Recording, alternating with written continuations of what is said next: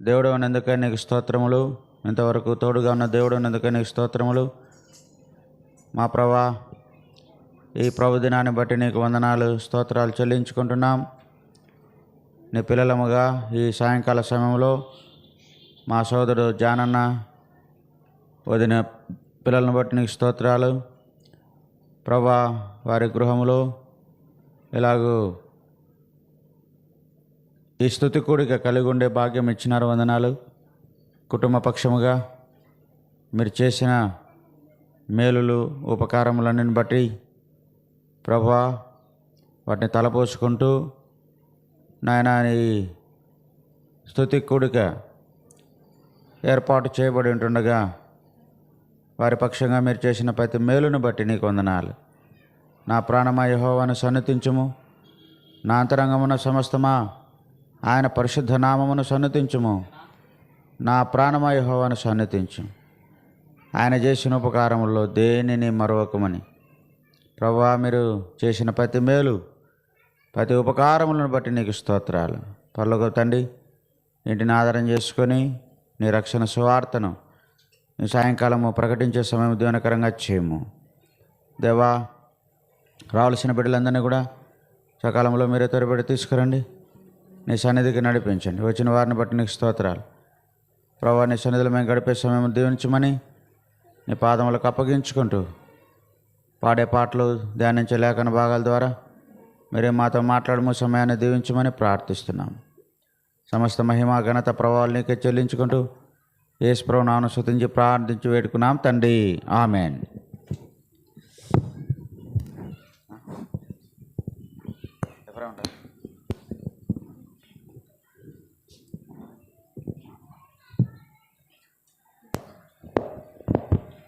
Hello.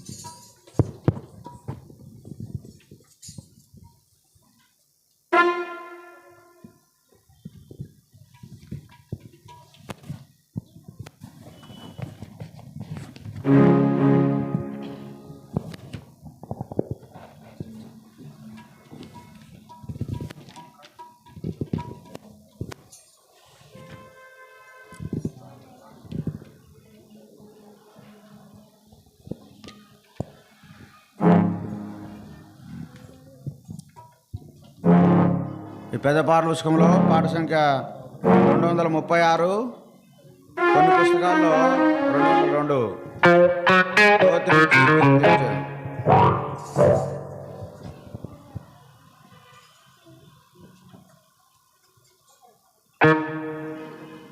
కొంచెం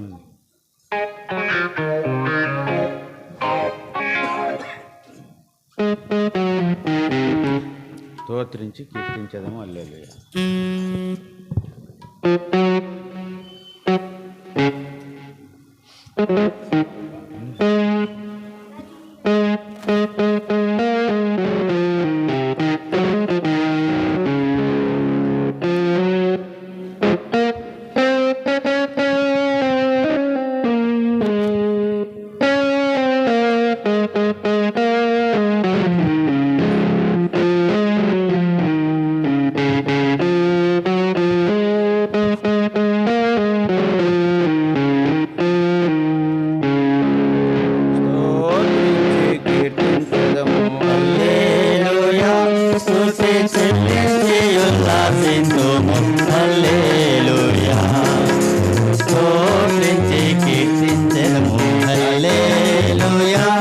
స్తుతి చెల్లించి ఉల్లాసింతుము హల్లెలూయా. గడిచిన కాలమెల్లా తండ్రి పాపావలే, గడిచిన కాలమెల్లా తండ్రి పాపావలే, ప్రభు మమ్ము హల్లెలూయా. ప్రభు స్తుతి కీర్తించెదము హల్లెలూయా. స్తుతి చెల్లించి ఉల్లాసింతుము హల్లెలూయా. పాపమును పాపినాడు హల్లెలూయా.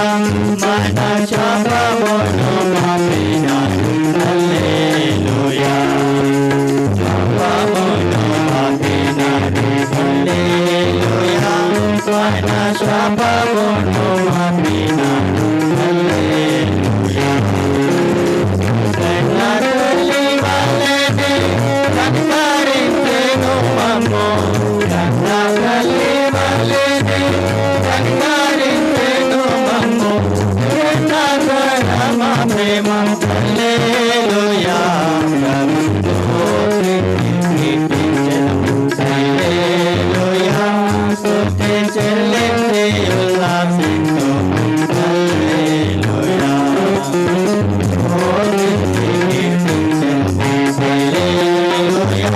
స్తుతి చెల్లించి ఉల్లాసింతుము హల్లెలూయా. తల్లి అయిన మరచినాడు హల్లెలూయా. ఎన్నాడైనా మరచిపోడు హల్లెలూయా. తల్లి అయిన మరచినాడు హల్లెలూయా. తాను ఎన్నాడైనా మరచిపోడు హల్లెలూయా.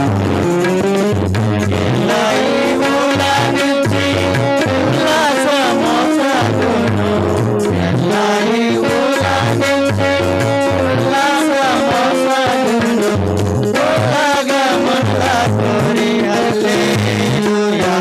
ప్రభువు కీర్తించెదము హల్లెలూయా. స్తుతి చెల్లించి ఉల్లాసింతుము హల్లెలూయా. స్తుతి కీర్తించెదము హల్లెలూయా. స్తుతి చెల్లించి ఉల్లాసింతుము హల్లెలూయా. శోధన కాలమున హల్లెలూయా. మరణ వేదన కాలములందు హల్లెలూయా. శోధన కాలములందు హల్లెలూయా. మరణ వేదన కాలములందు హల్లెలూయా. నాథుడు యేసు మన చెంతనుండానిలా, నాథుడు యేసు మన చెంతనుండానిలా, చెంతరే నీయురావు హల్లెలూయా. ప్రభువు హల్లెలూయా. స్తుతి చెల్లించి ఉల్లాసింతుము హల్లెలూయా. పానులెన్నెన్నో హల్లెలూయా. బహుఘోరము గెలిచినాను హల్లెలూయా. ఘోర తుఫానులెన్నెన్నో హల్లెలూయా. బహుఘోరము గెలిచినాను హల్లెలూయా. హృదయందు నా యేసు నిజముగాను నిలిచి, హృదయందు నా యేసు నిజముగాను నిలిచి, సాక్షిగా వాటినచ్చు హల్లెలూయా. ప్రభుతో కీర్తించెదము హల్లెలూయా. స్తుతి చెల్లించి ఉల్లాసింతుము హల్లెలూయా. సర్వలోకమునందు హల్లెలూయా. నన్ను సాక్షిగా నుంచెను యేసు హల్లెలూయా. సర్వలోకమునందు హల్లెలూయా.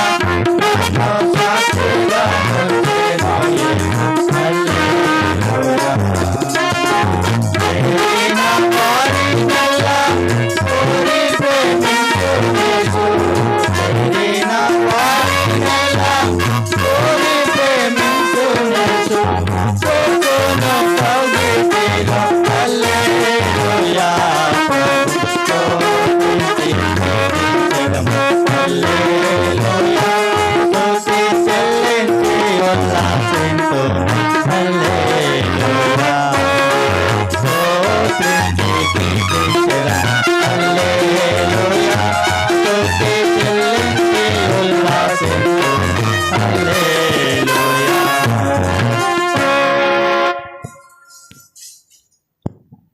399, కొన్ని పుస్తకాల్లో 346. చూడుము ఈ క్షణమే కల్వారిని.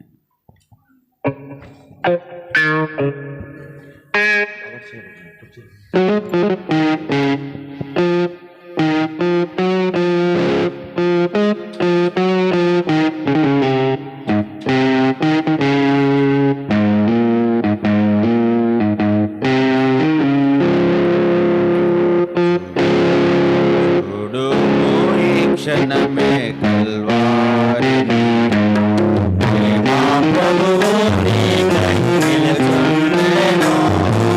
గొప్ప రక్షణనిచ్చు యేసుడే సిలువలో వేలాడుచున్నాడుగా. సిలువలో వేలాడుచున్నాడుగా. మానవులెంతో చెడిపోయి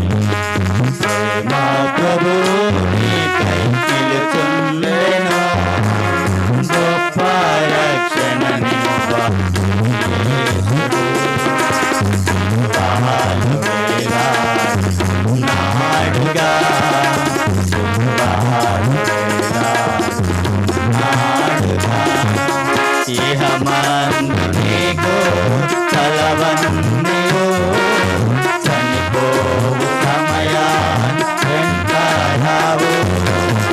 ఇకమందు నీకు తలవన్నీయు చనిపోవు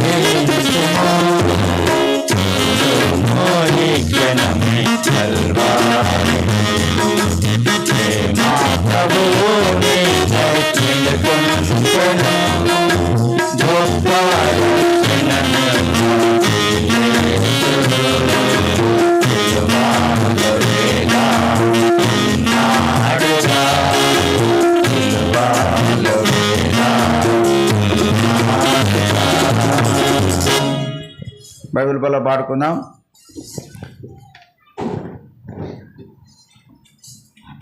అది పోయింది కుర్చీ బాగాలేదు.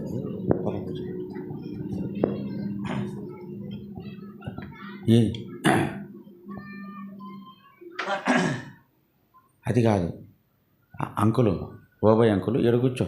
ఆ కుర్చీ బాగాలేదు, అది చిన్నగా లేయి తిరిగిపోతుంది. అది చేయబట్టు బాగాలేదు, అది క్రాక్ ఇచ్చి. బైబిల్ పల్ల పాడుకుందాం. భలే భలే మాట, బంగారు మాట.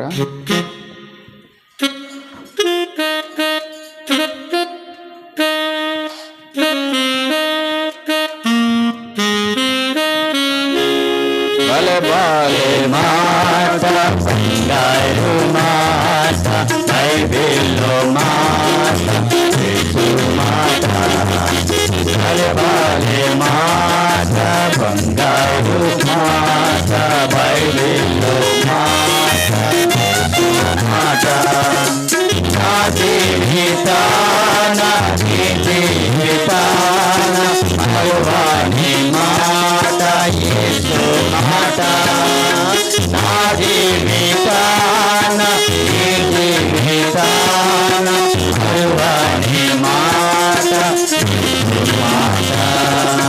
భలే భలే మాట, బంగారు మాట, బైబిల్లో మాట, యేసు మాట. భలే భలే మాట, బంగారు మాట, బైబిల్లో మాట, యేసు మాట.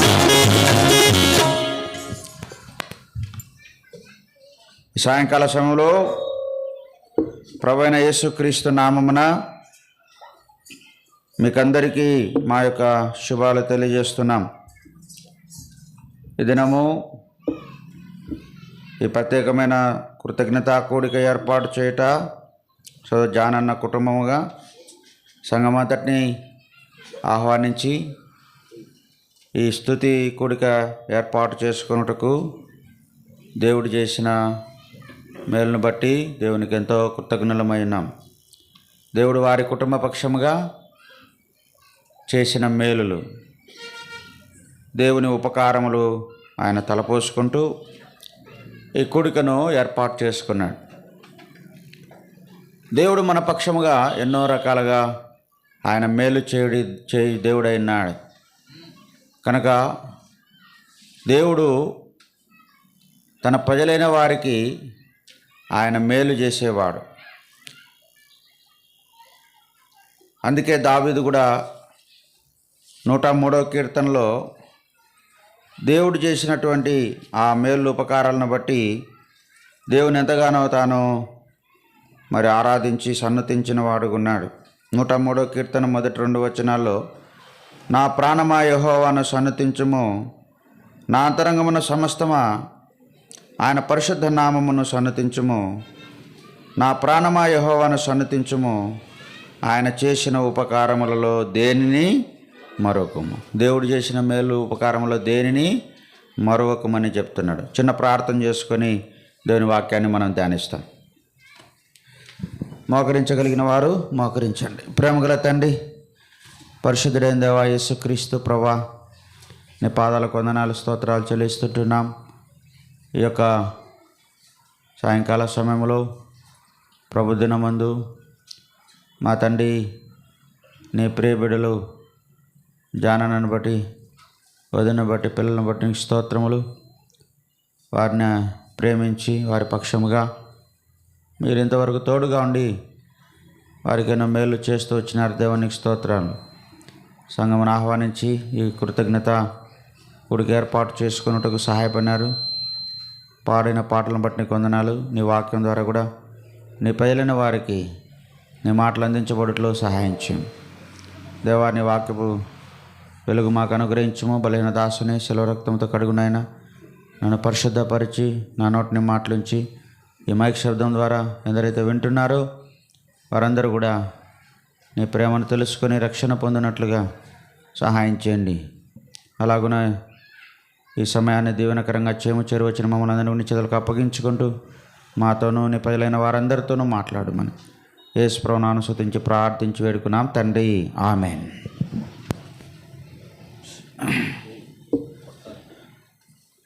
దావీదు కీర్తనకారుడు 103వ కీర్తనలో తాను చెప్తున్న మాట ఏంటంటే, నా ప్రాణమా యెహోవాను సన్నతించుము, నా అంతరంగమునున్న సమస్తమా ఆయన పరిశుద్ధ నామమును సన్నతించు. నా ప్రాణమా యెహోవాను సన్నతించుము, ఆయన చేసిన ఉపకారములో దేనిని మరొకమని చెప్పాడు.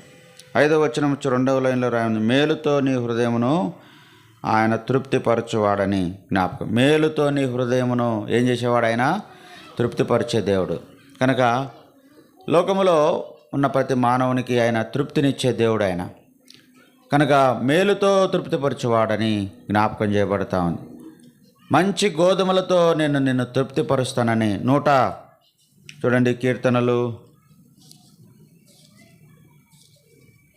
147వ కీర్తన 14వ వచనం, నీ సరిహద్దుల్లో సమాధానము కలుగజేయవాడు ఆయనే, మంచి గోధుమలతో నిన్ను తృప్తిపరచువాడు ఆయనే. కనుక మనల్ని తృప్తిపరిచే దేవుడు, మంచి గోధుమలతో ఆయన మనల్ని తృప్తిపరిచేవాడు. ఆనాడు శిష్యులు ఆయన వెంబడించి ఆయన ఎద్దకు వచ్చినప్పుడు ఆయన 5 రొట్టెలు 2 చేపలు తీసుకొని 5,000 మందికి పంచిపెట్టినప్పుడు వారు తిని ఏం పొందినారంటే చెప్పండి? తృప్తి పొందినారనేది. కనుక ప్రభువు అలాగూ మనల్ని తృప్తిపరిచే దేవుడు అనేది మనము జ్ఞాపకం చేసుకోవాలి. ఆయన తన మేలులతో ఆయన మనల్ని తృప్తిపరిచేవాడు. కనుక ఆనాడు 5 రొట్టెలు 2 చేపలు 5,000 మందికి ఆయన పంచిపెట్టినప్పుడు వారు తిని తృప్తి పొందినారు. మిగిలినటువంటి రొట్టెలు దాదాపుగా పోగు చేసినప్పుడు అవి 12 గంపలు ఎత్తారు. యోహాను సువార్త 6వ అధ్యాయం చూడండి 12వ వచనం. యోహాను సువార్త 6వ అధ్యాయము 12వ వచనం. వారు తృప్తిగా తినిన తర్వాత ఏమీ నష్టపోకుండా మిగిలిన ముక్కలు పోగు చేయడని తన శిష్యులతో చెప్పాను. కనుక అవన్నీ కూడా వారు పోగు చేసినప్పుడు 12 గంపలు అయినట్టుగా మనం చూస్తాం. కనుక ప్రభు ఆయన మనల్ని తృప్తిపరచువాడు, మంచి గోధుమలతో మనల్ని తృప్తిపరచువాడు, మేలులతో ఆయన మనల్ని తృప్తిపరచువాడు, ఆకలిగా ఉన్నవారిని ఆహారం ఇచ్చి వారిని తృప్తిపరచు దేవుడని మనకు జ్ఞాపకం చేయబడతాం. రూతు గ్రంథంలో బోయజు ఆమెకు పేలాలు అందించగా ఆమె తిని ఏమైందంట చూడండి, తృప్తి పొందింది. చూడండి రూతు గ్రంథం, న్యాయాధిపతుల గ్రంథం తర్వాత ఉంటుంది. రూతు గ్రంథము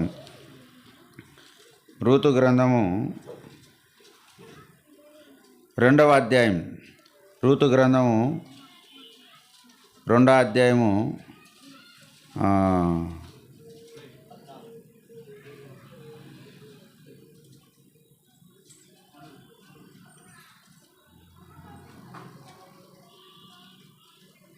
14 చివర్లో రాయబడింది. 2వ అధ్యాయం 14. అతడు ఆమెకు పేలాలు అందియగా ఆమె తిని తృప్తి పొంది కొన్ని ఏం చేసిందంట? మిగిల్చెను. కనుక ఆమె తిని తృప్తి పొందింది, ఆమె కొన్ని మిగిల్చింది. కనుక మన దేవుడు ఎలాంటి వాడంటే మనకు సమృద్ధిగా మనకు ఇచ్చి మనల్ని తృప్తిపరిచే దేవుడు ఆయన. కనుక తృప్తిగా తన ప్రజలను మేలుతో తృప్తిపరిచే దేవుడు ఆయన. జానన్న కుటుంబ పక్షంగా కూడా దేవుడు అలాగూ వారిని మేలులతో తృప్తిపరిచినాడు.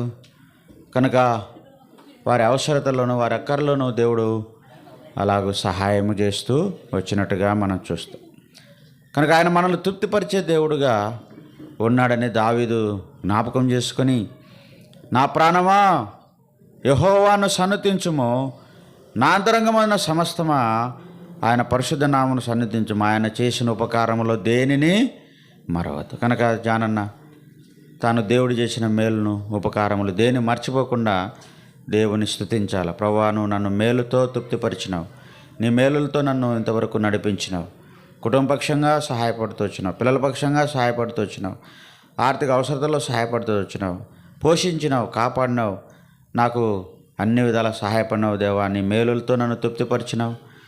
ప్రతి అక్కరలో నాకు సహాయపడినావని దేవుని స్తుతించి ఆరాధించాలి. అలాగూ జానన్న కొన్ని నిమిషాలు దేవుని ఆరాధించిన తర్వాత మనం సువార్త కొరకై దేవుని వాక్యాన్ని విందాం. రానా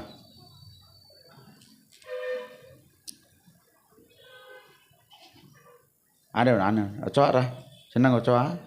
ఇదిరా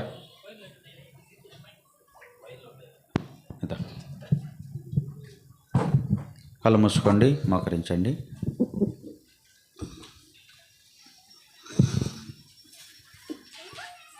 స్తోత్రం స్తోత్రం స్తోత్రం ప్రభా.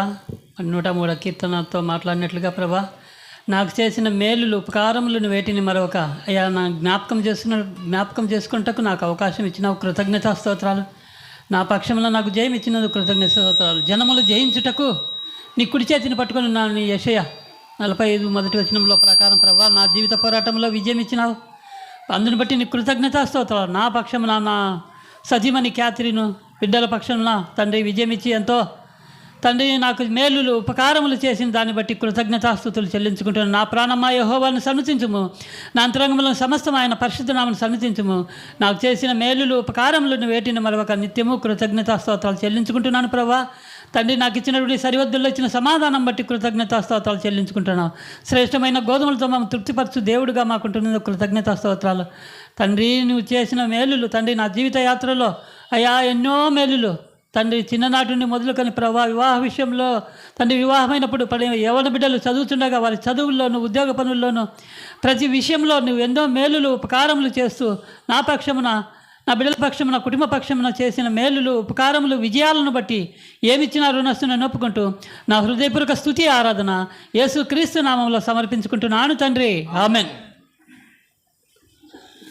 రోమీలకు రాసిన పత్రిక సాయంకాలం సువార్త కొరకై రోమీలకు రాసిన పత్రిక 8వ అధ్యాయము 3-4 వచనాలు కలిసి ఉన్నాయి. అందరం కూడా కలిసి చదువుకుందాం. అపోస్తలుడైన పౌలు రోమీలకు రాసిన పత్రిక 8వ అధ్యాయము 3-4 వచనాలు మనమందరం కలిసి చదువుకుందాం.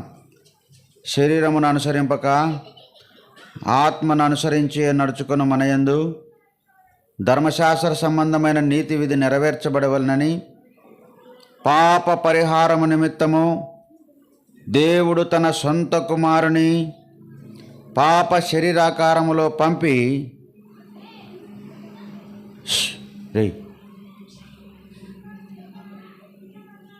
ఆయన శరీరమందు పాపమునకు శిక్ష విధించెను.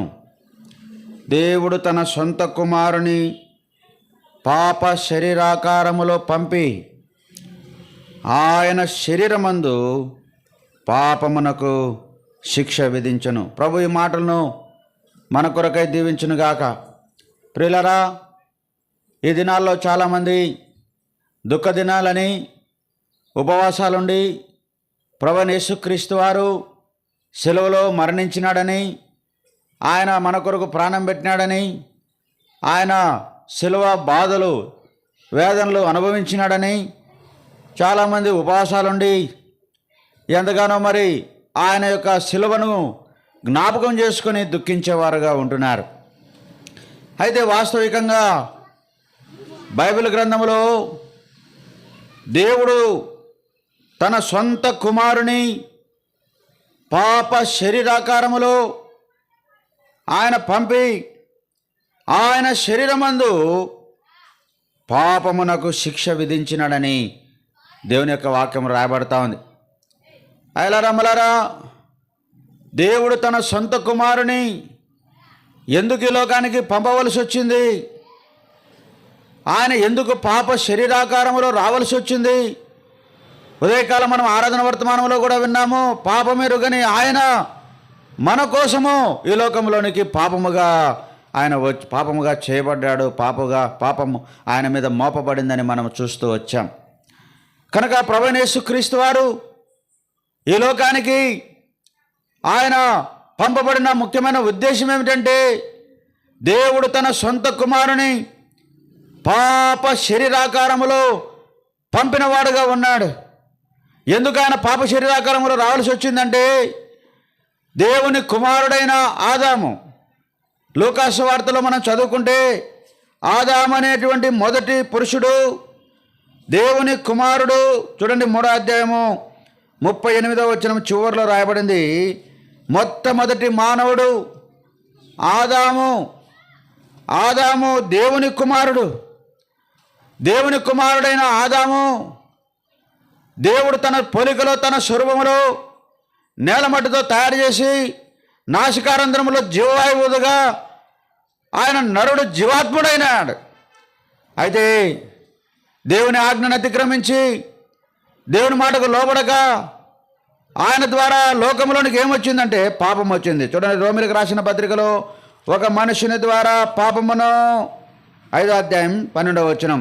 రోమిలకు రాసిన పత్రిక 5వ అధ్యాయం 12వ వచనం. ఇట్లుండగా ఒక మనుషుని ద్వారా పాపమును, పాపము ద్వారా మరణమును లోకములో ఎలాగో ప్రవేశించునో అలాగనే మనుషులందరూ పాపం చేసినందున మరణము అందరికీ సంప్రాప్తమైంది. కనుక ఆది మానవుడైన ఆదాము దేవుని కుమారుడు అని పిలువబడ్డాడు. ఆదాము ఎవరయ్యా అంటే దేవునికి కుమారుడు. ఆ దేవుని కుమారుడైన ఆదాము పాపం చేశాడు. ఆజ్ఞను అతిక్రమించి పాపం చేసిన కారణాన్ని బట్టి ఒక మనుషుని ద్వారా పాపము, పాపము ద్వారా మరణము లోకంలోనికి ఎలాగో ప్రవేశించను అలాగే మనుషులందరూ కూడా పాపం చేసినందున మరణం అందరికీ సంప్రాప్తమైంది. కనుక ఈ యొక్క లోకములో పుట్టిన ప్రతి మానవుడు జన్మ పాపములో, కర్మ పాపములో జీవించేవారుగా ఉంటున్నారు. అందుకే దేవాది దేవుడు తన కుమారుడైన ఆదాము పాపాన్ని బట్టి తప్పిపోయి పాపములో పడిపోయి మరణానికి పాత్రుడైంటుండగా తిరిగి ఆదాము ద్వారా జన్మించిన ఈ మానవులందరూ కూడా మరణం అందరికీ సంప్రాప్తమైంది కనుక అందరినీ రక్షించడానికి దేవుడు ఏం చేశాడంటే తన ఏకైక కుమారుని, సొంత కుమారుని. చూడండి రోమిలకు రాసిన పత్రిక 8వ అధ్యాయం 32వ వచనం. రోమిలకు రాసిన పత్రిక 8వ అధ్యాయం 32వ వచనం. తన సొంత కుమారుని అనుగ్రహించుటకు వెనుక తీయక మనందరి కొరకు ఆయనను అప్పగించినవాడు. మనందరి కొరకు తన సొంత కుమారుని దేవాది దేవుడి లోకానికి పంపాడు. ఆయన ఈ లోకానికి పాప శరీరాకారములో వచ్చాడు. మన కొరకు ఈ లోకానికి వచ్చాడు. హెబ్రీ పత్రికలో రాయబడింది, నీవు నాకొక శరీరమును అమర్చితివి. హెబ్రీలకు రాసిన పత్రిక. యేసుక్రీస్తు ప్రభువారు ఈ లోకానికి ఒక శరీరధారిగా వచ్చాడు. 10వ అధ్యాయం 5వ వచనము అక్కడ రాయబడిన చివరి మాటల్లో రాయబడింది, బలియో అర్పణను కోరలేదు కానీ నాకొక శరీరమును అమర్చితివి. కనుక దేవాది దేవుడు పాపైనటువంటి ఆదాములో అందరూ పాపములో పడిపోయిన మానవులందరినీ రక్షించడానికి ఆయన తన సొంత కుమారుని దేవుడు ఒక శరీరము అమర్చి పాప శరీరాకారములో పంపాడు. ఏ ఆకారం అంటే చెప్పండి? పాప శరీరాకారం. ఆయనకు ఒక శరీరాన్ని అమర్చాడు. వాస్తవికంగా దేవునితో ఉండవలసిన వాడు త్రిత్వమైన దేవుడు తండ్రి, కుమార, పరిశుద్ధాత్మ దేవుడని వాక్యములో మనకు జ్ఞాపకం చేయబడుతుంది. తండ్రితో కూడా ఉండటం, సమానముగా ఉంటే విడిచిపెట్టకూడని భాగ్యమని ఎంచుకొనలేదని దేవుని యొక్క వాక్యంలో రాయబడింది. కనుక తండ్రి అయిన దేవునితో కుమారుడైన యేసుక్రీస్తు ప్రభువారు సదాకాలం ఆయనతో ఉండవలసిన వాడు, ఆయనలో ఉండవలసిన వాడు, ఆయన రొమ్మున ఉన్న కుమారుడు, అద్వితీయమైన కుమారుడు, మరణము లేని కుమారుడు. కనుక దేవునితో సమానముగా ఉన్నవాడు. ఆయన ఈ లోకానికి ఎందుకు రావాల్సి వచ్చింది అంటే ఆయనకు ఒక శరీరమును అమర్చి ఈ లోకానికి పంపవలసి వచ్చింది. కారణం ఏంటంటే మానవులందరూ కూడా ఆదాములో పాపములో పడిపోయినారు. కనుక 8వ అధ్యాయం రోమిలకు రాసిన పత్రికలు రాయబడినట్టుగా అందరికీ కొరకు, మనందరి కొరకు దేవుడు తన సొంత కుమారుని పాప శరీరాకారములో పంపవలసి వచ్చింది. రోమిలకు రాసిన పత్రిక 8వ అధ్యాయం 4వ వచనము మధ్య భాగంలో నేను చదువుతున్నాను. పాప పరిహారము నిమిత్తము దేవుడు తన సొంత కుమారుని పాప శరీర ఆకారములో పంపి, పాప శరీరాకారములో పంపాడు. ప్రియులారా, ఈ లోకంలో ఉన్న ప్రతి మానవుడు మరి దేవుని స్వరూపంలో దేవుని పోలికలో చేయబడిన వాడైతే ఆజ్ఞాతిక్రమణ పాపముగా చేయబడ్డారు, పాపులుగా మార్చబడ్డారు. దేవుడు ఏం చేశాడంటే తన కుమారునికి ఒక శరీరమును అమర్చి ఆయన కూడా మనవలే కన్యక మరియ గర్భములో జన్మించేటట్టుగా ఆయనకు ఒక శరీరమును అమర్చి ఆయనను ఈ లోకానికి పంపాడు. వాస్తవికంగా దేవుడు ఆయన ప్రేమ అయి ఉన్నాడు, ఆయన సత్యమైన దేవుడుగా ఉన్నాడు, ఆత్మస్వరూపి ఆయన దేవుడుగా ఉన్నాడు. ఆయనను భౌతికమైన ఈ కళ్ళతో మనం చూడలేము. అయితే దేవుడు ఏం చేశాడంటే తన కుమారుని అనగా రొమ్మున ఉన్న కుమారుని, సొంత కుమారుని, లోకములో ఉన్న ప్రతి మానవుని పాపము నుండి విడిపించడానికి ఆయన ఈ లోకానికి పాప శరీరాకారములో కన్యక మరియ గర్భములో ఆయన పంపాడు. ఎందుకంటే మానవులందరూ కూడా చూడండి, దేవుని యొక్క వాక్యంలో యోహాను సువార్త 8వ అధ్యాయం 34 గమ్మ కూర్చోాలి. యోహాను సువార్త 8వ అధ్యాయం 34వ వచనం చదువుదామా? యోహాను సువార్త 8:34వ వచనం కలిసి చదువుకుందామా? అందుకు యేసు, పాపము చేయు ప్రతివాడును పాపమునకు దాసుడు. లోకంలో ఉన్న మానవులందరూ కూడా ఒక మనుషుని ద్వారా పాపము ఎలాగో ప్రవేశించిందో ఆ పాపమును బట్టి మానవులందరూ కూడా ఏం చేయబడినారంటే మొట్టమొదటిగా దాసులుగా చేయబడ్డారు. ఏం చేయబడ్డాము చెప్పండి? మనమంతా పాపానికి మానవుడు దాసుడు అయిపోయినాడు. అందుకే ఈనాడు మానవుడు పాపమునే తింటూ, పాపమునే తాగుతూ, పాపములను ఆనందపడుతూ పాపమునకు దాసుడుగా జీవిస్తున్నాడు. ఆ పాపము నుండి ఎవరు విడిపించేవారు లేక పాపము యొక్క దాసత్వములో మానవుడు జీవించేవాడుగా ఉన్నాడు. రెండవదిగా చూడండి, రోమిలకు రాసిన పత్రిక 7వ అధ్యాయం 14వ వచనం. రోమిలకు రాసిన పత్రిక 7వ అధ్యాయం 14వ వచనం. ధర్మశాస్త్రము ఆత్మ సంబంధమైనది ఎరుగుదుమో, అయితే నేను పాపమునకు అమ్మబడి. పాపమునకు ఏం చేయబడినాడు మానవుడు? పాపమునకు దాసుడుగా ఉన్నాడు. రెండవదిగా పాపమునకు అమ్మబడిన వాడుగా ఉన్నాడు. ఆదాము తను తాను అమ్మవేసుకున్నాడు కనుక పాపమునకు అమ్మబడిన వాడుగా ఉన్నాడు. అలాగే మనుషులందరూ కూడా పాపమునకు అమ్మబడిన వారముగా ఉన్నాం. మూడవదిగా చూడండి, పాపాన్ని బట్టి మనం ఎలాగున్నామంటే రోమిలకు రాసిన పత్రిక 6వ అధ్యాయం 11వ వచనం. రోమిలకు రాసిన పత్రిక 6వ అధ్యాయము 11వ వచనం. అటువలే మీరును పాపము విషయమై మృతులుగాను. మూడవదిగా మొట్టమొదటి పాపమునకు దాసులుగా ఉన్నారు. రెండవదిగా పాపమునకు అమ్మబడిన వారుగా ఉన్నారు. మూడవదిగా పాపులుగా పాపాన్ని బట్టి చనిపోయిన వారుగా ఉన్నారు. అందుకే ఎఫెసీయులకు రాసిన పత్రిక 2వ అధ్యాయం 1వ వచనములో మీ పాపముల చేతను అపరాధముల చేతను మీరు ఏమైనారు? చచ్చిన వాడుగా ఉన్నాడు మానవుడు.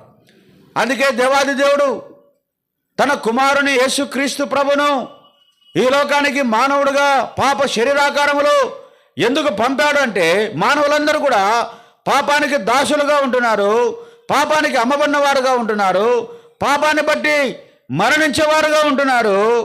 పాపమునకు రావలసిన శిక్ష అనగా రోమిలకు రాసిన పత్రిక 8వ అధ్యాయం 4వ వచనం రాబడినట్టుగా పాపమునకు రావలసిన శిక్ష.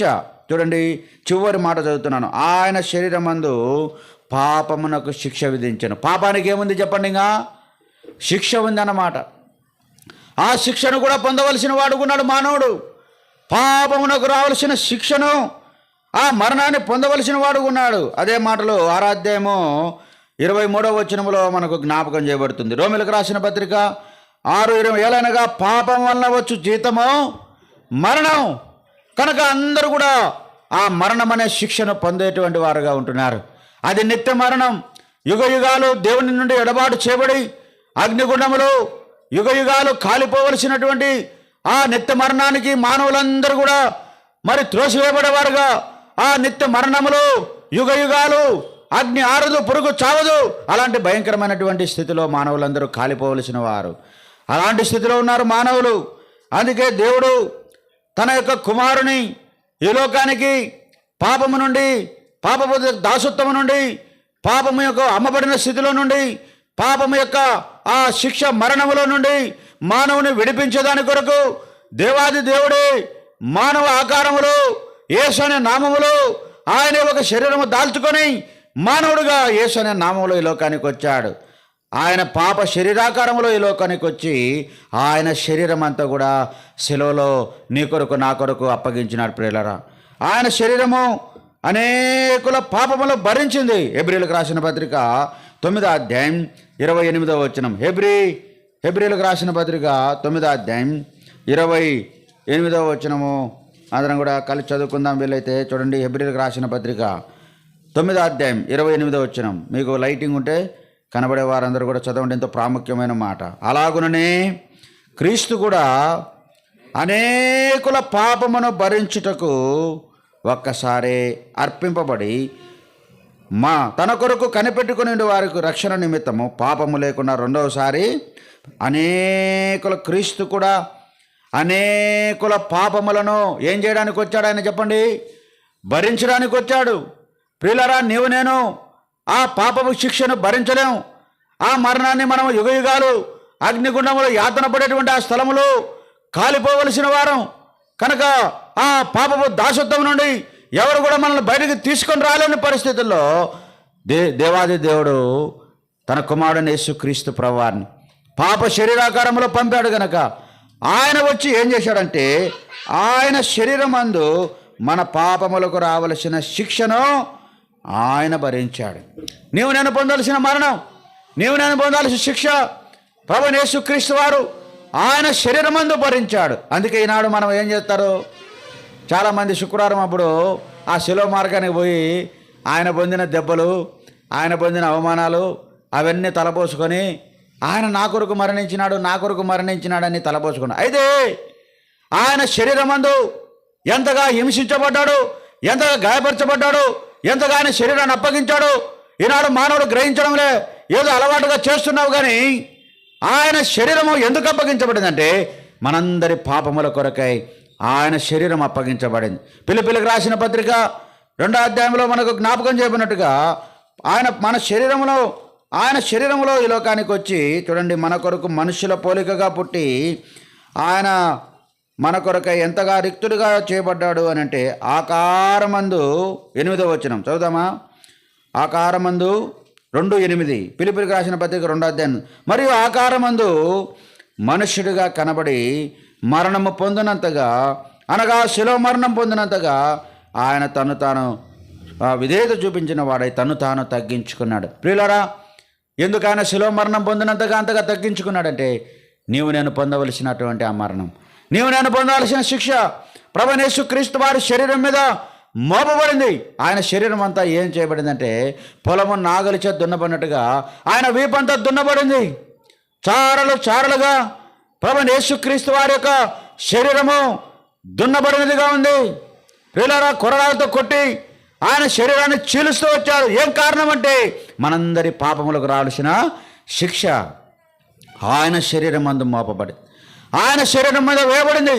అంత మాత్రం కాదు, 2 చేతుల్లో ఆయనకు మేకులు కొట్టినప్పుడు దారలుగా రక్తము ప్రవహిస్తూ వచ్చింది. ప్రియులారా, ఎందుకు ఆయన చేతుల్లో మేకులు కొట్టారంటే ఈ చేతులతో మనం చేసిన పాపాల కొరకు ప్రభువైన యేసుక్రీస్తు వారి యొక్క చేతుల్లో మేకులు కొట్టబడ్డాయి.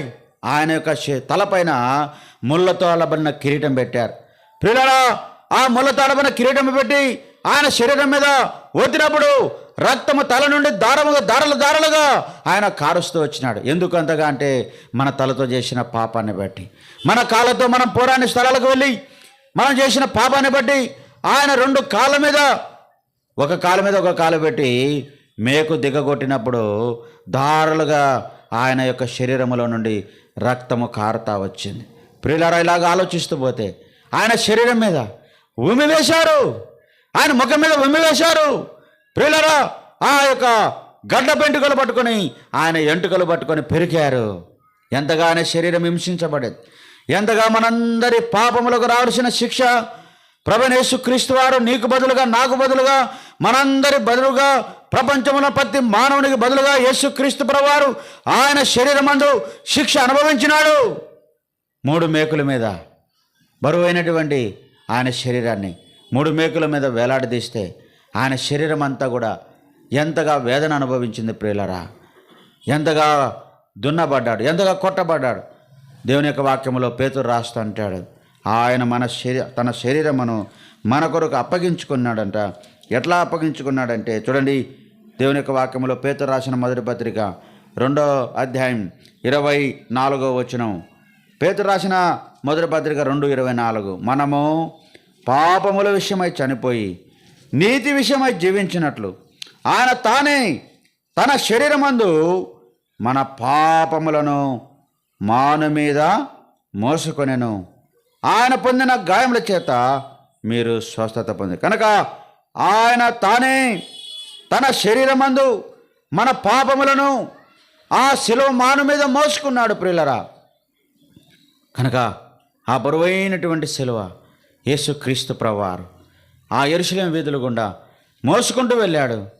ఆయన ఆ బరువైన శిలువను మోస్తూ అనేక పర్యాలు ఆయన ఆ శిలువను మోయలేక కింద పడి ఆయన ఆ బరువును తట్టుకోలేకపోయినాడు. పాప శరీరాకారంలో ఉన్నాడు గనక నీకు నాకు రావాల్సిన శిక్ష ఆ ప్రభు ఆ శిలువ బరువైన శిలువ మోసుకుంటూ గొలగొతా కొండ వరకు వెళ్ళి ఆ గొలగొతా కొండలో ఆయన శరీరము నీ కొరకు నా కొరకు శిలువకు అప్పగించాడు.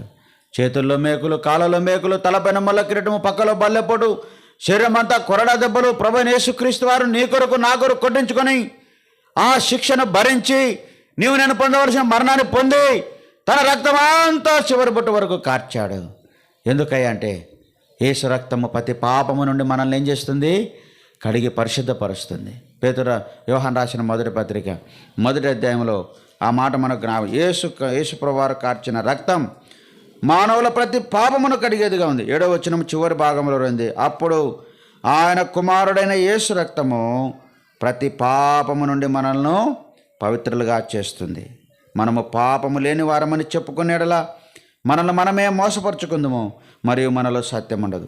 మన పాపములను మనము ఒప్పుకునేడలా ఆయన నమ్మదగిన వాడు, నీతిమంతుడు గనక ఆయన మన పాపములను క్షమించి సమస్త దుర్నీతి నుండి మనల్ని కడిగి పవిత్రులుగా చేస్తాడు. ప్రియులరా, దాని కొరకు యేసు ప్రభువు చనిపోయినాడు.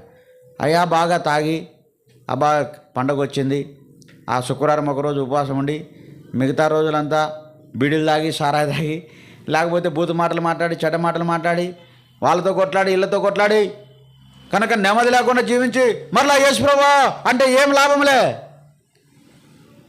యేసు ప్రభు నీ పాపాల కొరకు మరణించాడు. ఆయన శరీరమందు శిక్ష భరించాడు.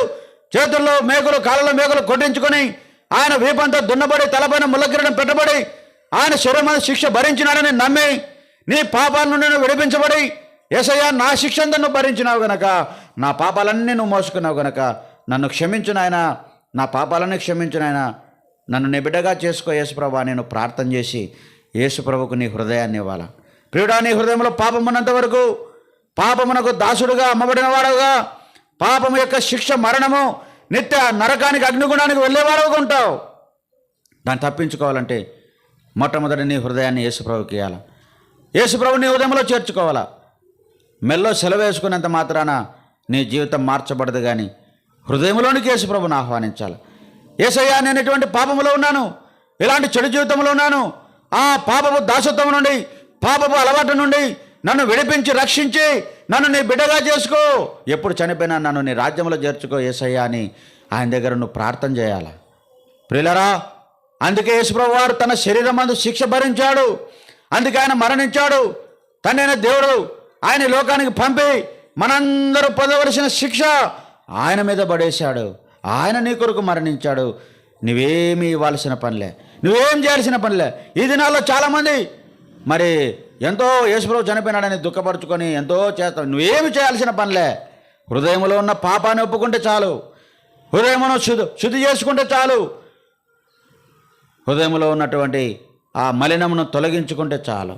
యేసుక్రీస్తు ప్రభువారు నీ హృదయాన్ని శుద్ధి చేసి నీ హృదయంలోనికి వస్తే ఎంత సంతోషం అంటే, ప్రియులరా, యేసుప్రభువారికి మన హృదయం ఇచ్చినప్పుడు, ఆ హృదయంలోనికి యేసుప్రభు వచ్చినప్పుడు ఎంత ఆనందం అంటే, ఎంత సంతోషం అంటే, ఈ లోకంలో ఎక్కడ దొరకని సంతోషం, ఎవరు ఇవ్వలేని సంతోషం నీ హృదయంలోనికి వస్తుంది. ఆ సంతోషం ఆనందం కలిగి దేవుని కొరకు జీవించేవాడు ఉంటావు. యేసు ప్రభు ఈ లోకానికి వచ్చింది మన పాపములన్నిటి నుండి మనం విడిపించడానికి. రోమిలకు రాసిన పత్రిక ఆయన ఒక పుణ్యకార్యము అనే మాట ఉంది. ఏం చేశాడు శిలువలో అంటే రోమిలకు రాసిన పత్రిక 8వ అధ్యాయంలోనే మనకు జ్ఞాపకం చేయబడుతుంది. ఆయన పొందిన శ్రమల ద్వారా ఒక పుణ్యకార్యం చేశాడు. ఆ పుణ్యకార్యాన్ని బట్టి మనమందరం కూడా రక్షించబడిన వారముగా దేవుని పిల్లలముగా చేయబడే వారంగా ఉన్నాం. క్షమించండి. 5వ అధ్యాయము రోమిలకు రాసిన పత్రిక 5వ అధ్యాయం 18వ వచనం. కాబట్టి తీర్పు ఒక్క అపరాధం వలన వచ్చినదై మనుషులందరికీ శిక్షావిధి కలుగుటకు ఎలాగో కారణమైనో అలాగే ఒక పుణ్యకార్యము వలన కృపాదానము మనుషులందరికీ జీవప్రదమైన నీతి విజయించుటకు కారణమైనది. ఒక పుణ్యకార్యము ద్వారా మనుషులందరికీ కృపాదానముగా జీవప్రదమైన నీతి విధించబడ్డ కారణం. ఏలైనగా ఒక మనిషిని అవిధేయత వలన అనేకులు పాపులుగా ఎలాగో చేయబడరో అలాగే ఒకని విధేయత వలన అనేకులు నీతిమంతులుగా చేయబడుదురు. ప్రియులారా, ప్రభు అయిన యేసుక్రీస్తు వారు ఆయన చేసిన శిలువ కార్యం, ఆ పుణ్యకార్యం, శిలువలో నీ కొరకు మరణించినటువంటి ఆ విధానం జ్ఞాపకం చేసుకో. ఆ పుణ్యకార్యం ద్వారా మనుషులందరూ నీతిమంతులుగా చేయబడేవారు ఉన్నారు. మనుషులందరికీ రక్షణ దొరికింది, మనుషులందరికీ జీవము దొరికింది. ఆ మరణంలో నుండి జీవనం దాటుకునే భాగ్యం దొరికింది, నరకం తప్పించుకునే భాగ్యం దొరికింది. మనం నామకార్థంగా పేరుకు క్రైస్తవులంగా ఉంటే నరకం తప్పించుకోలేం. కానీ మన హృదయంలోనికి ఎవరిని చేర్చుకోవాలో చెప్పండి? ఎవరిని చేర్చుకోవాలా? యేసు ప్రభువును హృదయంలోకి చేర్చుకోవాలి. యేసు ఉన్న హృదయములో సంతోషమే, యేసు ఉన్న హృదయములో సమాధానమే, యేసు ఉన్న హృదయములో మధుర గీతమే, ఎల్లప్పుడూ ఆనందమే. హల్లెలూయా, ఎల్లప్పుడూ ఆనందమే. చిన్నపిల్లల పాట సండే స్కూల్లో మేము చిన్నప్పుడు పాడేవాళ్ళం. యేసు ఉన్న హృదయములో ఏముంటుంది? సంతోషం ఉంటుంది. యేసు ఉన్న హృదయములో ఆనందం ఉంటుంది. యేసు ఉన్న హృదయములో మధుర గీతాలు ఉంటాయి. యేసు ఉన్న హృదయము అయలరా ఎల్లప్పుడూ సంతోషంగా ఆనందంగా ఉంటాం. ఈ సంతోషం నీకుందా? నిజంగా నీ హృదయంలో సంతోషం ఉందా? నీ హృదయంలో ఆనందం ఉందా? పాపం ఉన్నంత వరకు నీ హృదయంలో ఆనందం ఉండదు, సంతోషం ఉండదు. ప్రియుడా, నీ పాపాలు ఒప్పుకుంటేనే ఈ నెమ్మది, ఆనందం, సంతోషం జరుగుతుంది. నేను కూడా నామకార్థ క్రైస్తవులుగా నా తల్లిదండ్రులకు ప్రభుని ఎరిగినప్పటికీ ఏదో యాంత్రికంగా మందిరానికి పోయి వచ్చేవాడిని. అయితే ఒకానొక దినాన ప్రభు నన్ను దర్శించినాడు, నా పాపస్థితిని అంతా చూపించాడు. నేను ఎంత ఘోరమైన పాపినో, ఎంతగా చెడిపోయినానో, ఎలాంటి దేవునికి విరోధమైన కార్యాలు చేస్తూ వచ్చానో వాటన్నింటినీ ప్రభు నాకు జ్ఞాపకం చేసినప్పుడు ఆ శిలువలో ప్రభు వేలాడదీయబడుతూ ఆ దొంగతో అన్నాడు కదా, నేడే నాతో కూడా నువ్వేమై ఉంటావు? పరదేశంలో ఉంటావు. ఎంత ప్రేమ గలవాడు, అది జ్ఞాపకం చేశాడు. ఒకడైతే ఆయన దూషించాడు, నువ్వు శిలువ మీద నువ్వు దిగిరా దేవుని కుమారుడు అని. ఆయన దిగిరావడానికి రాలే. శిలువ మీద నుంచి దిగిరావడం అనేది పెద్ద పని కాదు. ప్రభువు యేసుక్రీస్తు వారు ఆయన శిలువలో మనందరి పాపానికి రాదు శిక్ష భరించడానికి వచ్చాడు. ఆయన శరీరాన్ని అప్పగించడానికి వచ్చాడు. నీకు బదులుగా నాకు బదులుగా ఆయన మరణించడానికి వచ్చాడు. అది వాడు గ్రహించలేక ఆయన దూషించినాడు. అయితే రెండో వాడు ఒప్పుకున్నాడు, ఆయన ఏ పాపము చేయలేదు, ఈ శిక్ష అయితే మనకు తగిందే. కాబట్టి యేసు నీ రాజ్యంలోనికి వచ్చినప్పుడు నన్ను జ్ఞాపకం చేసుకొని చిన్న మాట అన్నాడు. వెంటనే నేడే నాతో కూడా నువ్వు పరదేశంలో. ప్రభువైన యేసుక్రీస్తు వారు దొంగలను ప్రేమించాడు, వ్యభిచారులను ప్రేమించాడు, రకరకాల పాపాల్లో ఉన్న వారిని ఆయన మార్చాడు, జీవితాలు మార్చాడు. నీ జీవితాన్ని కూడా మారుస్తాడు. నువ్వు యేసయ్యను నమ్ముకోకుండా అలాంటి జీవితంలోనే ఉంటే నెమ్మది ఉండదు, నీకు సంతోషం ఉండదు, పాప భారముతో నెమ్మది లేకుండా జీవిస్తావు. యేసు ప్రభు ఈ రాత్రికాలం ఈ కొడుకు ద్వారా నేను ప్రేమతో నా శరీరాన్ని నీకు బదులుగా శిలువలో అప్పగించాను. ఎంతగా కొట్టబడ్డానో చూడు, ఎంతగా దున్నబడ్డానో చూడు, ఎంతగా మేకులు దిగ్గొట్టారో చూడు, ఎంతగా ఉమ్మివేశారో చూడు, ఎంతగా నా గడ్డ పెంటుకలు పెరిగారో చూడు. ఏ పాపం లేకపోయినా మీ కొరకు నేను పాపముగా చేయబడినాను కదా. నా శిక్ష, మీ శిక్ష అంతా నేను భరించిన. బిడ్డ, నువ్వేమి చేయాల్సిన పనిలే, నీ హృదయం నాకేమంటున్నాడు. కుమారుడా, నీ హృదయమే, కుమార్తె నీ హృదయమే, నీ హృదయంలోకి నేను వస్తా, నీకు శాంతి ఇస్తాను, నెమ్మది ఇస్తాను. జీవించేది ఎంతకాలం? ఈ లోకంలో మరి బతికేది ఎంతకాలం? మహా అంటే 60-70 సంవత్సరాలే కదా. మహా అంటే 60-70. ఇంతకుముందు ఎంతకాలం బతికారు? ఆదాము కాలంలో మనం చూస్తే వాళ్ళు 900 కంటే ఎక్కువ దినాలు బతుకుతా వచ్చినారు. అయితే మనకు ఆ భాగ్యం లేదు. మనకి ఎంత అంట ఇప్పుడు? 60-70. 80 పడిందంటే ఆయాసము, నడవలేము, కూర్చోలేము. ఇప్పుడు ఇంకా షుగర్ వచ్చింది, బీపీలు వచ్చినాయి. 30-40 ఏళ్ళకే మనిషి మెత్తబడిపోతున్నాడు, నడవలేని వాడుగా అయిపోతున్నాడు. కనుక నిన్నటి దినం ఒక అబ్బాయి 19 సంవత్సరాలే అనారోగ్యంతో చనిపోయినాడు. కనుక ప్రియులరా, ఎంతోమంది అలాగూ కొద్ది కాలం జీవించేది జీవితం. ఒక్కసారే ఈ జీవితం అనేది ఒక్కసారే. మరలా జన్మ లేదు, మరలా పుట్టేది లేదు, మరలా పుణ్యం తెచ్చుకునేది లేదు, మరలా మనం మోక్షం పోయేదానికి ప్రయత్నించే అవకాశాలు లేవు. ఏదో మరలా ఇంకొక జన్మ ఎత్తుతాము, ఆ జన్మలో మరలా మనము ఏదైనా పుణ్యం సంపాదించుకోవచ్చులే, ఈ జన్మ ఇటనే పోని అనుకుంటున్నావేమో. మరలా జన్మ లేదు. మానవునికి ఒకే జన్మని బైబిల్ గ్రంథం సెలవిస్తూ ఉంది. మనుషుడు ఒక్కసారే మరి జన్మించాలి, ఒకసారి చనిపోవాలి, అంతే. ఒక్కసారే మరణం. ఈ కొద్ది జీవితం, ఈ శ్రేష్టమైన జీవితం, దేవుడిచ్చిన జీవితం, తాగి తందనాలాడి పాపంలో జీవించి చనిపోతే నరకానికి పోతావు. ఈ జీవితాన్ని దేవునికి అప్పగించు, ఈ శరీరాన్ని దేవునికి అప్పగించు, యేసు ప్రభుకి అప్పగించు. ప్రభువా నేను పాపినంటే ప్రభు క్షమిస్తాడు, నీ జీవితాన్ని మారుస్తాడు, ఈ శాంతి ఇస్తాడు, ఈ సంతోషం ఇస్తాడు, ఈ ఆనందం నీకు కావాలంటే నేడే అనుకూల సమయం, నేడే రక్షణ దినం. ప్రభువా నేను పాపిని, నా పాపాలు క్షమించు. ఎప్పుడు చనిపోతానో తెలియదు, నిన్ను నమ్ముకొని చనిపోతే ఎక్కడికి పోతానో? మోక్షానికి పోతానని నీ హృదయంలో ప్రభువును విశ్వసించు, ప్రభువుని యేసునందు విశ్వాసముంచు. అప్పుడు నీవును నీ ఇంటి వారు ఏమవుతారు? గొప్ప ఆత్మరక్షణ పొందుతారు, శాంతి నెమ్మది పొందుతారు. మోకరించండి, ప్రార్థన చేసుకున్నాం. ఒక నిమిషం మౌనంగా ఉండండి, కళ్ళు మూసుకో. ఎక్కడున్నా, ఏ స్థలంలో ఉన్నా, ఇటువంటి సమయం మరలా నీకు రాదు. మరలా నీ జీవితము ఏమైపోతావో తెలియదు. ప్రభువా నేను పాపినంటే ఆయన పాపాలు క్షమిస్తాడు. ప్రేమగల దేవుడు ఆయన. నీ కొరకు ఎంత మరణం పొందాడో చూడు. ఆయన చేతుల్లో మేకులు కొట్టినారు, ఆయన కాళ్ళల్లో మేకులు కొట్టినారు, ఆయన తలపైన ముళ్ళ కిరీటం పెట్టినారు, ఆయన శరీరం అంతా కొరడాలతో కొట్టారు కదా. నీకోసమే కదా ఆయన కొట్టించుకున్నది. ఆయన ఏ పాపం చేయలే, నీ పాపాలన్నీ ఆయన భరించినాడు. అదే మేము చెప్తున్నాం. నువ్వు నమ్మితే రక్షణ. యేసు ప్రభువుని హృదయంలో చేర్చుకో. ప్రభువా నేను పాపిని, నన్ను క్షమించంటే ఆయన క్షమిస్తాడు. ఈ జీవితంని ఆయనకు అప్పగించు, హృదయంలోనికి ఆహ్వానించు. చిన్న ప్రార్థన చేయి. యేసయ్యా నేను ఎన్నో తెలుసో తెలియక పాపాలు చేశా, చనిపోతే నరకానికి పోతానంట. ఆ నరకం నాకొద్దు. నేను ఎప్పుడు చనిపోయినా దేవుని రాజ్యం మోక్షానికి చేరుకోవాలా ప్రభువా. నా కొరకు నువ్వు శిలువలో మరణించి రక్తం కార్చి ప్రాణం పెట్టినావని నమ్ముతున్నా. నా హృదయంలోకి రా యేసునాయనా, నా హృదయంలోకి రా యేసయ్యా. చిన్న ప్రార్థన చేసుకో. ప్రభు ఇప్పుడే నీ హృదయంలోకి వస్తాడు.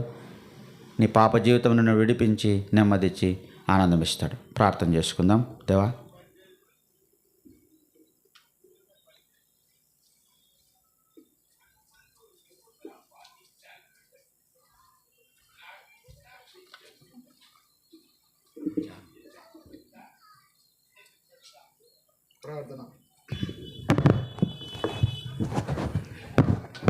ప్రార్థన.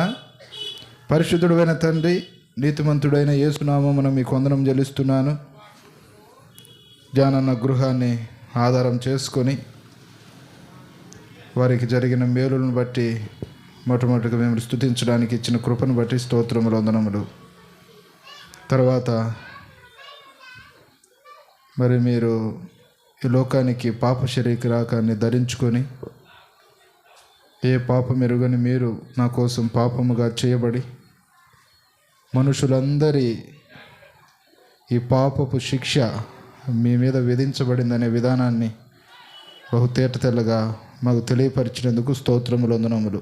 మహోన్నతుడా, ఒక మనుషుని ద్వారా పాపం ద్వారా మరణము లోకంలోని అందరికీ సంప్రాప్తమైంది. అయితే ఎంత మంచి దేవుడవు మీరు. ఈ పాపమునట్టే విడిచిపెట్టలేదు, కానీ ఆ పాపమునకు శిక్ష అది మీ మీదనే వేయబడుతూ వచ్చింది. మీరు భరించినారు, వహించినారు.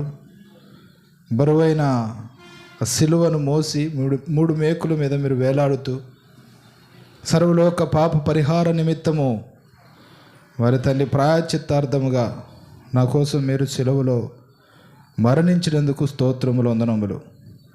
వారి తండ్రి నా శిక్ష యావత్తు, అంతేకాకుండా ప్రపంచంలో ప్రతి మానవుడు, వాడు దొంగ కావచ్చు, వ్యభిచారి కావచ్చు, త్రాగుడుపోతు కావచ్చు, జోజగాడు కావచ్చు, మోసగాడు కావచ్చు, వారి తండ్రి చెడు మాటలు మాట్లాడేవాడు కావచ్చు, వారి తండ్రి లోబి కావచ్చు, పనికి మారిన వాడు కావచ్చు, దుర్మార్గుడు కావచ్చు, అందరి యొక్క శిక్ష మీరు భరించినందుకు మీకు వందనం చెల్లిస్తున్నాను. ఎంత మంచి దేవుడవు! ఎవరు ఇలాగ ప్రేమించగలరు? మీలాంటి ప్రేమ ఎవరు ఇంతవరకు చూపలేదు. అందుకే దేవుడు లోకమును ఎంతో ప్రేమించను. వీటన్నిటి బట్టి మీకు వందనం చెల్లిస్తున్నాను. ఎత్తబడిన వాక్యాన్ని రేకొట్టి ఫలింపచేయండి. పైన మైకు యంత్రాంగం ద్వారా కొంతమంది విన్నారు, కింద సౌండ్ బాక్స్ ద్వారా కొంతమంది విన్నారు. మీరే కార్యం జరిగించండి. అనేక మందిలో రక్షణ కార్యం, ఆత్మరక్షణ. మరి తండ్రి, ఆత్మరక్షణ పొందితేనే పరలోక రాజ్యము. గుర్తెరుగుటకు సహాయపడండి. మీ యందు విశ్వాసం ఉంచుటకు, నమ్ముకొనుటకు, హృదయాన్ని మీకు ఇచ్చుటకు, నా కుమారుడా నీ హృదయం నాకు ఇమ్మంటున్నారు. ఎంత మంచి దేవుడవు! పుణ్యకార్యం చేసినారు. మరి తండ్రి, లాభముగా ఈ పుణ్యకార్యాన్ని పొందుకొనడానికి, కృపాదానమును పొందుకొనడానికి, జీవప్రదమైన నీతిని పొందుకొనడానికి అందరికీ మీరే సహాయపడమని మరోసారి కుటుంబం కోసం ప్రార్థిస్తున్నాను. ఇంతవరకు మీరు చేసిన మేలును బట్టి మీకు వందనం చెల్లిస్తున్నాను. మరి పరిశుద్ధుడు ఎంతండి, అటు మత్తయ్యన్న మరి తండ్రి కుటుంబంతో మిమ్మల్ని దశలోనిక ప్రార్థన మందిరంలో సేవిస్తుండగా సహాయపడండి. పెద్దలు, విశ్వాసులు, ఆయా పరిచారకులు, చిన్నపిల్లలు, యవనస్తులు, వృద్ధులు ఉంటున్నారు, మధ్య వయస్కులు ఉంటున్నారు. కనికరించండి. చదువుతున్నారు, ఉద్యోగాలు చేస్తున్నారు, పొలం పనులు, చిన్న చిన్న పనులు, వ్యాపారాలు సమస్తం మీరు దీవించండి, ఆశీర్వదించండి. ఈ మీటింగ్ ఏర్పాటు చేయడానికి కూడా ఇచ్చిన కృపను బట్టి మీకు వందనం చెల్లిస్తూ ప్రభువును రక్షకుడైన యేసునామమున ప్రార్థించి అడిగి వేడుకొనుచున్నాను నా పరమ తండ్రి. ఆమేన్. జానా, భోజనాలు గురించి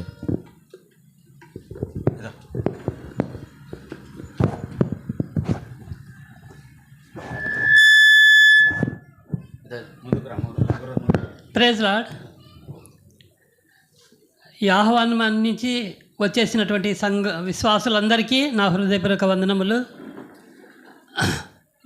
కొద్దిగా స్థలం మీద వివాదం ఉండగా ఆ విషయమై దేవునికి ప్రార్థన చేసినప్పుడు దేవుడు ఒక మాట అన్నాడు. యెషయా 45 మొదటి వచనములో, యెహోవా జనములను జయించుటకు నీ కుడి చేయి పట్టుకొని ఉన్నాను, మెట్టగా ఉన్న స్థలములు సరాలము చేసేదను, రాజులు నడికట్టు ఇప్పదను, తలుపులు వేయకుండా ద్వారములు తెలిసేదను, విత్తడి తలుపులు పగలగొట్టి వినపగడియలు విరగొట్టేదని వాగ్దానం ద్వారా మాట్లాడుతూ వచ్చినాడు ప్రభు.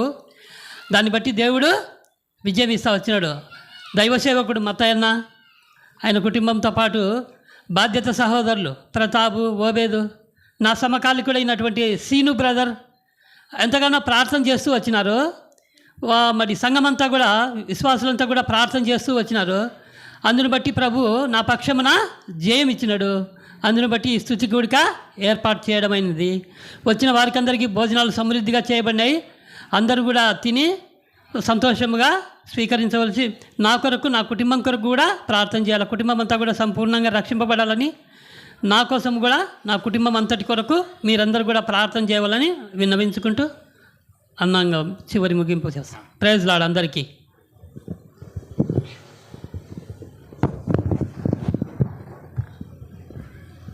తండ్రి అయిన దేవుని దయ, ప్రభువును రక్షకుడైన యేసుక్రీస్తు ప్రభు కృప, పరిశుద్ధాత్మదేవుని అన్న సావాసం చేరిన మనకు తను ప్రేమించే వారికి ఇప్పుడు ఎల్లప్పుడు సదాకాలము తోడైండును గాక. ఆమె. నేడే నీ పాపములోపుకో, నీ పాప డాగులు తుడుచుకో, నేడే నీ పాపములోపుకో, నీ పాప డాగులు తుడుచుకో, ఆత్మ తనవుల సృష్టి పరచుకో, నీ ఆత్మ తనవుల సృష్టి పరచుకో, యేసు రక్తములో, యేసు రక్తములో, యేసు చవుండే సిలువ